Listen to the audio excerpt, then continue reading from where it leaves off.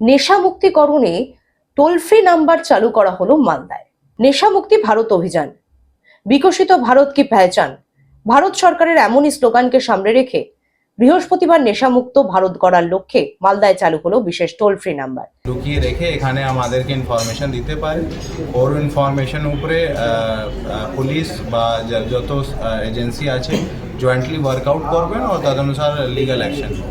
নেশামুক্ত ভারত গড়ার লক্ষ্যে মালদা জেলায় চালু হয়েছে এবার বিশেষ টোল ফ্রি হেল্পলাইন নাম্বার। পাশাপাশি মাদকাসক্তি ও মাদক পাচার সংক্রান্ত অভিযোগ গ্রহণ এবং দ্রুত পদক্ষেপের জন্য একটি কন্ট্রোল রুমও তৈরি করা হয়েছে। এই উদ্যোগকে সামনে রেখেই বৃহস্পতিবার মালদা জেলা প্রশাসনিক ভবনের সভাকক্ষে এক আলোচনা সভার আয়োজন করা হয়। সভায় উপস্থিত ছিলেন জেলা প্রশাসনের আধিকারিক, বিএসএফ এর প্রতিনিধিরা এবং বিভিন্ন দপ্তরের কর্তারা। আলোচনা সভায় মাদক বিরোধী সচেতনতা বৃদ্ধি, যুব সমাজকে নেশার কবল থেকে রক্ষা করা এবং সীমান্তবর্তী এলাকায় মাদক পাচার রোধে সমন্বিত পদক্ষেপ নিয়ে বিস্তারিত আলোচনাও হয়।